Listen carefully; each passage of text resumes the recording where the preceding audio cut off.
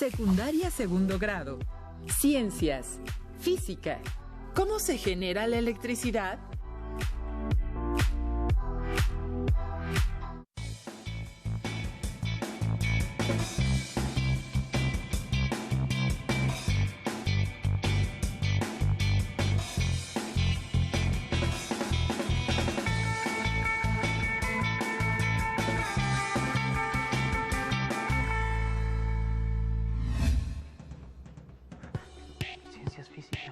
Bienvenidas y bienvenidos estudiantes de secundaria. Me da mucho gusto que nos acompañen en esta sesión de Aprende en Casa 3 para la asignatura de Ciencias Física.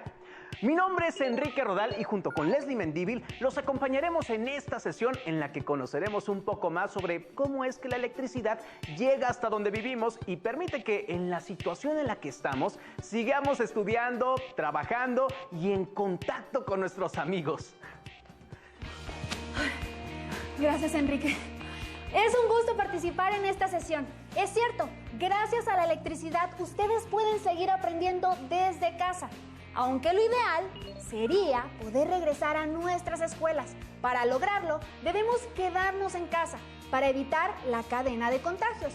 Y si no es posible y es necesario salir a actividades esenciales, no olviden usar correctamente su cubrebocas, lavarse constantemente las manos o utilizar una solución de alcohol en gel y mantener una distancia de 2 metros con las personas de su alrededor.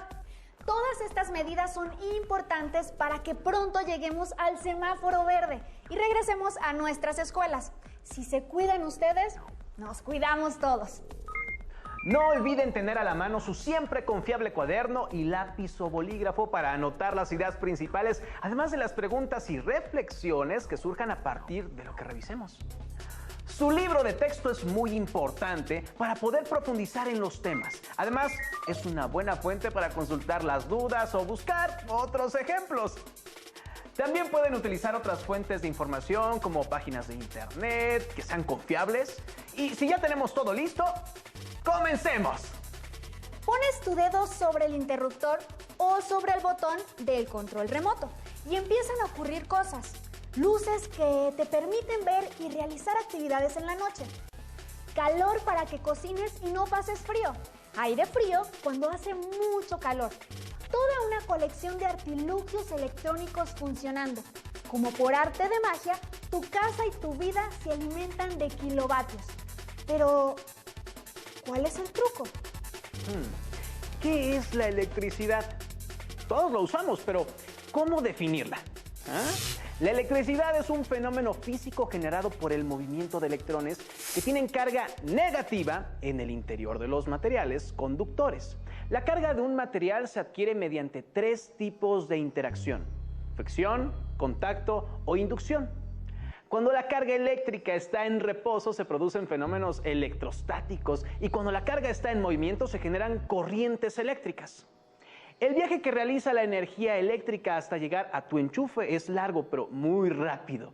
No es magia ni ciencia infusa, es un proceso que puede explicarse paso a paso y que explica muchas de las dudas que pueden surgir en torno al sector eléctrico. Hoy en día, el consumo de energía eléctrica es una necesidad indispensable. La importancia de la electricidad está en que es una de las principales formas de energía usadas en el mundo actual. Las comunicaciones, el transporte, el abastecimiento de alimentos y la mayor parte de los servicios de los hogares, oficinas y fábricas dependen de un suministro confiable de energía eléctrica. A medida que los países se industrializan, se consumen cantidades de energía cada vez más grandes. El consumo mundial de energía ha aumentado rápidamente en los últimos años. Según los estudios realizados, el promedio del consumo de electricidad por habitante es alrededor de 10 veces mayor en los países industrializados que en el mundo en desarrollo. Cuando se piensa en energía, la mayoría de las personas piensan en combustibles y electricidad. Estas son solo algunas de las formas de energía que han sido explotadas durante muchos años y que además forman parte de la base del desarrollo y del progreso de nuestra compleja civilización. Los combustibles convencionales incluyen petróleo, gas natural, carbón y energía nuclear. La vasta energía de los ríos que es aprovechada para generar energía hidroeléctrica. En general, desde que la electricidad se produce hasta que llega a nuestros hogares, pasa por 4 etapas: generación, transmisión, distribución y comercialización. La generación es la etapa en la que la electricidad se produce en centrales capaces de obtener energía eléctrica a partir de energías primarias. Estas energías primarias pueden ser renovables como el viento, la radiación solar, las mareas, o no renovables como el carbón, el gas natural o el petróleo. Una vez tratada la energía y convertida en electricidad, se envía por vías elevadas llamadas torres de sustentación o subterráneas, desde las centrales hasta las subestaciones. Allí los transformadores se encargan de garantizar una tensión eléctrica adecuada. Las subestaciones suelen estar al aire libre, cerca de las centrales y o en la periferia de las ciudades, aunque si no son de gran tamaño, también pueden estar en la misma ciudad dentro de un edificio. Esto corresponde a la etapa de transmisión. La etapa de distribución se da cuando la electricidad se envía desde las subestaciones a los hogares de las zonas más próximas. Como consumidor, no podemos elegir cuál es nuestra estación distribuidora, ya que según la zona en que vivamos nos toca una u otra. Esta empresa es la responsable de que la electricidad llegue correctamente a las viviendas y se ocupa de solucionar las averías. También es propietaria de los medidores de potencia eléctrica, los que comúnmente conocemos como medidores de luz, aunque estos dispositivos no miden la luz y envían las lecturas de este a la empresa comercializadora. La última etapa es la comercialización. En algunos lugares es posible elegir una empresa comercializadora. Es la que envía las facturas, ya que compra la energía a las empresas de generación y nos la vende a nosotros. La comercializadora tiene diversas tarifas y ofertas. Hay países en los que existe un mercado libre en el que se paga según las condiciones del contrato, o un mercado regulado en el que se paga lo que se establece mediante un sistema diseñado por el gobierno. En México, desde el año de 1960, la Comisión Federal de Electricidad es la empresa del Estado mexicano que se encarga de la generación, transmisión, distribución y comercialización de energía eléctrica en el país. Con dicha empresa, el gobierno federal maneja el parque eléctrico en México. Este trabajo pretende conocer y analizar la generación de energía, así como su consumo en el país, para proponer una planeación de crecimiento enfocada a atender la demanda de energía futura en un ambiente sustentable. Los invitamos a ver el siguiente video para que conozcan un poco más sobre cómo es que la CFE se encarga de que la electricidad viaje desde las plantas generadoras hasta la comunidad de nuestros hogares. ¡Vamos a verlo!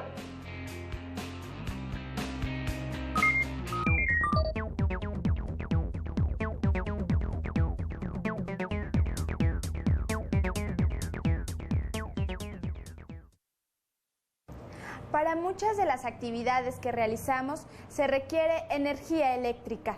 ¿En dónde y cómo se genera la electricidad en México? Acompáñenme a ver la siguiente cápsula. En el año de 1937 en nuestro país había un poco más de 18 millones de habitantes y menos del 40% contaba con servicio de energía eléctrica. Ante esta situación se decidió crear la Comisión Federal de Electricidad para coordinar la construcción de plantas generadoras de electricidad. Fue hasta 1944 cuando se construyó la primera central hidroeléctrica ubicada en Ixtapantongo, Estado de México, la cual sirvió de referencias para el desarrollo de nuevas centrales.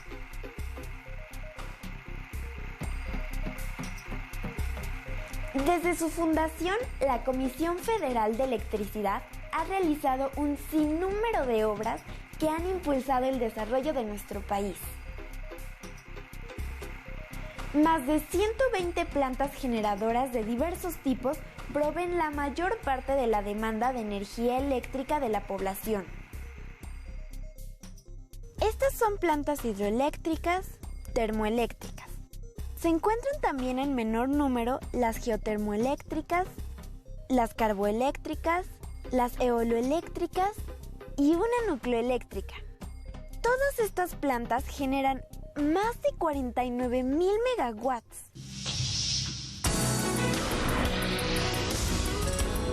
¿Sabías que actualmente en nuestro país más de 128,000 localidades tienen electricidad? Para conducir la electricidad desde las plantas de generación hasta los consumidores finales, se cuenta con una red de transmisión compuesta por más de 47,000 kilómetros de cables, así como 327 subestaciones de diversas capacidades y más de 1,000,000 de transformadores. ¿Cómo creen que se genera y llega la electricidad a su comunidad? Los invito a que conozcamos las etapas del proceso de generación, transmisión y distribución del complejo hidroeléctrico Grijalba. Hola, soy su jefe amigo. Tengo una misión muy especial que cumplir con ustedes. Acompáñenme a conocer cómo funciona una central hidroeléctrica. Gracias a una cortina construida en el cauce de un río, se forman presas que almacenan agua, acumulando de esta forma grandes cantidades de energía en ella. Esta energía se libera por unas compuertas que dejan salir el agua de la obra de toma, cayendo con una gran velocidad por tuberías de presión. La caída es tan fuerte que mueve ruedas provistas de aspas llamadas turbinas. Estas turbinas dan movimiento a los generadores en donde se transforma la energía del movimiento en energía eléctrica. Después, los transformadores se encargan de elevar el voltaje o impulso de la corriente eléctrica para llevarla a la subestación y así poder transportarla hasta las casas e industrias. Vamos con Jaime, quien está en la cortina de enrocamiento más grande del mundo. Esta es la cortina de roca más grande del mundo y está aquí, en la central hidroeléctrica Manuel Moreno Torres Chicoacén. Acompáñenme a subirla.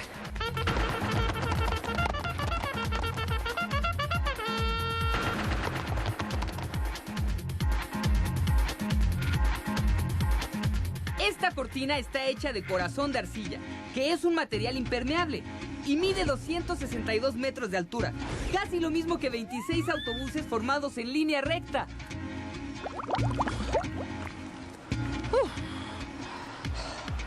Gracias al gran tamaño de esta cortina, se forma una altísima caída de agua, provocando así que el agua entre a las turbinas con muchísima presión.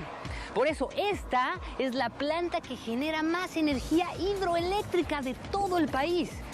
Imagínense, genera 1,500 megawatts, con lo que se podrían prender 15 millones de foquitos de 100 watts. Y aquí, en las profundidades de la Tierra, se genera energía eléctrica. ¿Quieren conocer las plantas subterráneas? Bueno, pues pónganse su casco y vengan conmigo. Las máquinas se encuentran en el subterráneo de un cerro que está junto a la presa, a 200 metros de profundidad. Por eso debemos entrar por este enorme túnel. Sandra ya está en la casa de máquinas y va a enseñarnos una turbina. Vamos a echarle un vistazo.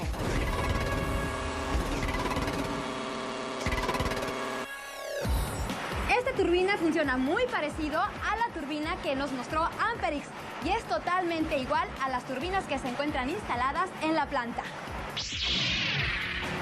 Fíjense muy bien, el agua llega hasta las turbinas y golpea con tanta fuerza en sus aspas o alaves que logra que la turbina gire.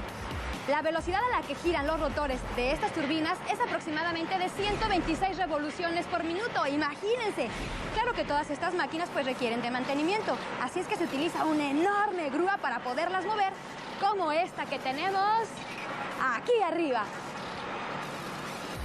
Los equipos que se utilizan en la planta pesan muchas toneladas, por eso se utilizan grúas en el mantenimiento de las turbinas y los generadores. Voy a enseñarles cómo son estas máquinas vistas desde arriba.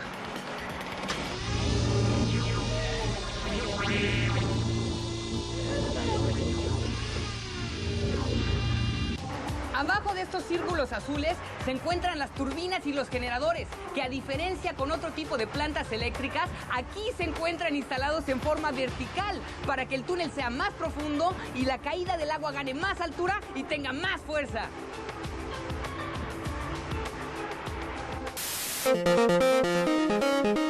En nuestro país, el mayor porcentaje de energía eléctrica es generado por las centrales termoeléctricas y las hidroeléctricas.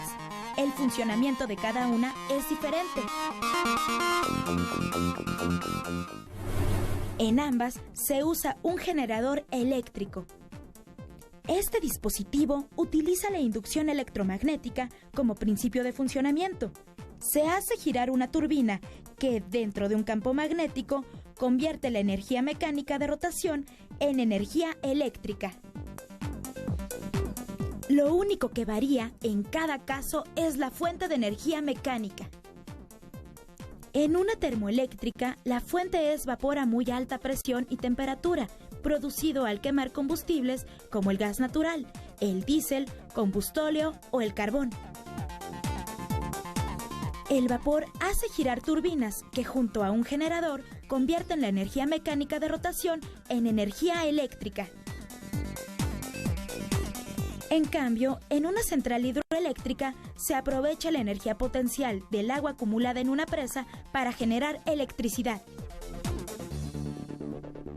Este tipo de plantas se construyen en sitios en donde existe una diferencia de altura entre la central y el suministro de agua. Como acabamos de ver en el video, para generar electricidad necesitamos que la energía contenida en las materias primas sea liberada. En el caso de las centrales hidroeléctricas pudimos observar que no necesitan calor, ya que este tipo de centrales son la evolución de los antiguos molinos. Los que hacen es utilizar un salto de agua importante para mover una turbina hidráulica que suelen construir en presas y embalses. ¿Cómo es que esto se logra con el resto de los tipos de centrales eléctricas? Depende totalmente del tipo de central eléctrica del que estemos hablando.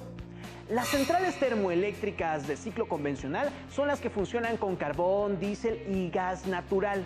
En estas centrales se quema el combustible fósil y al quemarse elevan las temperaturas de un depósito de agua. Esta agua se transforma en vapor, que mueve una turbina. ¿Será este movimiento el que genera electricidad por medio de un alternador que transforma energía mecánica en eléctrica? Y finalmente, el vapor va a un condensador para volver a convertirse en agua y empezar de nuevo el ciclo. En las centrales nucleares, como la central nuclear de Laguna Verde, Veracruz, el calor liberado por la fisión nuclear en un reactor calienta grandes cantidades de agua a alta presión. El vapor liberado produce electricidad al pasar por una turbina conectada a un generador. El combustible nuclear que utilizan es habitualmente uranio. Por otro lado, tenemos centrales eléctricas que utilizan recursos renovables, como por ejemplo los parques eólicos, que están formados por aerogeneradores. Estos molinos eólicos poseen unas aspas que serían equivalentes a las turbinas de las otras centrales y un generador. La electricidad se genera orientando las palas al viento para que éste las mueva. Las centrales que generan electricidad a partir de la radiación solar se conocen como huertos solares. Este caso es el único que no emplea la energía mecánica, sino que genera la electricidad a través de efecto fotoeléctrico, que se produce en el material semiconductor de los paneles solares. Podemos concluir que la generación de la electricidad es un proceso muy variado, dependiendo de la energía primaria utilizada, y que aunque las centrales de carbón, gasóleo, gas natural, nucleares e hidráulicas son las más extendidas en todo el planeta, en la actualidad se está potenciando especialmente el uso de energía primaria renovable para disminuir la contribución de la generación de electricidad al cambio climático. ¿Sabían que existían tantas centrales de generación diferentes? ¿Cuál creen que será la central más importante en el futuro? Los invitamos a ver el siguiente material audiovisual para que conozcan un poco más sobre cómo se obtiene energía eléctrica con fuentes renovables, además de los cuidados que deben tener los trabajadores de las plantas eléctricas en su día a día.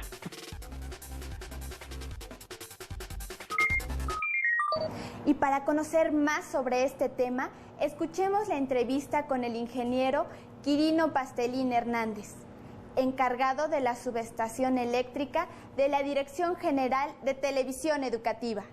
El papel de una subestación es la de recibir el voltaje en mediana tensión que nos manda luz y fuerza, y por medio de distintos elementos que forman la subestación, como sistemas de transferencia, cuchillas desconectadoras, transformadores, tableros de distribución, ir manejando por distintas etapas el voltaje. Primero, a través del transformador, bajarlo de 23,000 volts a 220 volts o a 127 según sea el caso, y por medio de tableros distribuir esa alimentación a las distintas cargas que se van a alimentar. Las medidas de seguridad para desempeñar el trabajo en una subestación son extremas. En principio se debe utilizar todo el equipo de seguridad del que se pueda tener, y que en este caso es exigente para trabajar en una subestación, como casco, guantes, zapatos con suela dieléctrica, porque en una subestación, cuando no está bien protegida, es peligroso hasta, por ejemplo, dar pasos largos. Entonces se dice que se debe marcar un paso corto dentro de una subestación, precisamente para evitar que haya una descarga de corriente a través del organismo. Entonces, todas estas implementos de protección se deben utilizar, y depende también del trabajo que se vaya a realizar. Pues cuando es una simple inspección, basta con utilizar guantes, botas y casco. Cuando se va a hacer un trabajo de mantenimiento es diferente, porque entonces son implementos especiales. Los guantes no son como este que tenemos ahorita, son guantes que van a resistir un voltaje alto. En este caso estamos hablando de 23,000 volts, y son 2 o 3 guantes que se endosan, uno de cuero, uno de tela, ¿sí?, de algodón, y uno de hule, ¿sí? Entonces esos son los que se utilizan para poder trabajar, aparte de las precauciones que hay que tomar en aterrizar de manera correcta los equipos que se manejan, como los transformadores, que es el que puede generar un accidente, sobre todo cuando no se aterriza, y las cargas estáticas que mantienen pueden llegar incluso a matar a una persona. Y entonces hay que tomar todas esas precauciones para poder trabajar al hacer mantenimiento en un transformador. En nuestro país existen otro tipo de plantas que generan electricidad.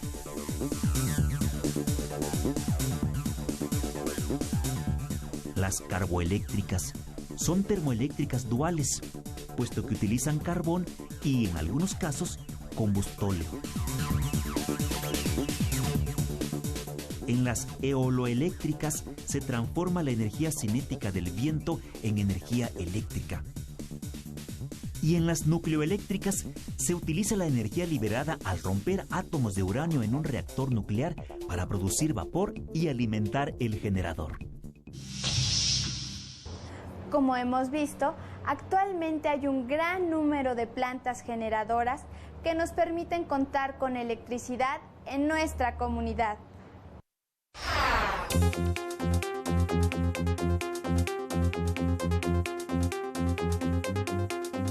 ¿Cuál es el impacto ambiental de las centrales termoeléctricas, hidroeléctricas y nucleoeléctricas? Al construir las plantas hay pérdida de áreas verdes, desvío de agua de ríos o lagos, contaminación del aire y del agua, incremento en el nivel de ruido y otros factores que afectan al clima, a los diversos ecosistemas y a actividades como la agricultura y la ganadería. Una alternativa es buscar y hacer eficientes otras fuentes de energía, como el viento o el sol.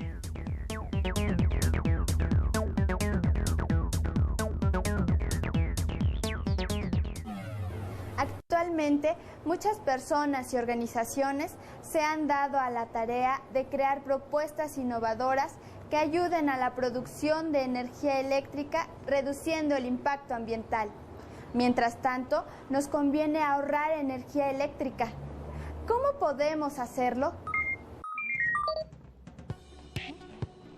La generación de energía tiene impactos ambientales. Ahorrar energía ayuda a reducir este impacto y contribuye a combatir los efectos del calentamiento global y del cambio climático.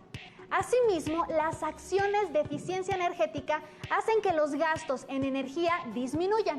Recuerden que no hay energía más limpia y barata que la que no se consume. Ustedes pueden practicar el uso eficiente de la energía y de esta manera ahorrar y ayudar al medio ambiente. Recuerden consultar su libro de texto, así como investigar y resolver las preguntas que se realizaron a lo largo de esta sesión para que puedan conocer más y resolver las dudas que pudieron surgir. Les agradecemos su presencia en esta sesión y a todas y todos nuestros estimados estudiantes los invitamos a encontrarnos en la siguiente ocasión. ¡Hasta pronto! Si tienes dudas o necesitas ayuda, llama al Centro de Apoyo Pedagógico a Distancia. El número de teléfono para secundaria es el 55 36 01 71 23. Si requieres consultar los libros de texto en versión digital, recuerda que los puedes encontrar en la página conalitec.cep.gov.mx. Y recuerda que también cuentas con el sitio aprendeencasa.cep.gov.mx, en donde podrás ver nuevamente los videos de los programas y además encontrarás actividades para fortalecer tus aprendizajes. También te invitamos a que consultes la plataforma nuevaescuelamexicana.cep.gov.mx.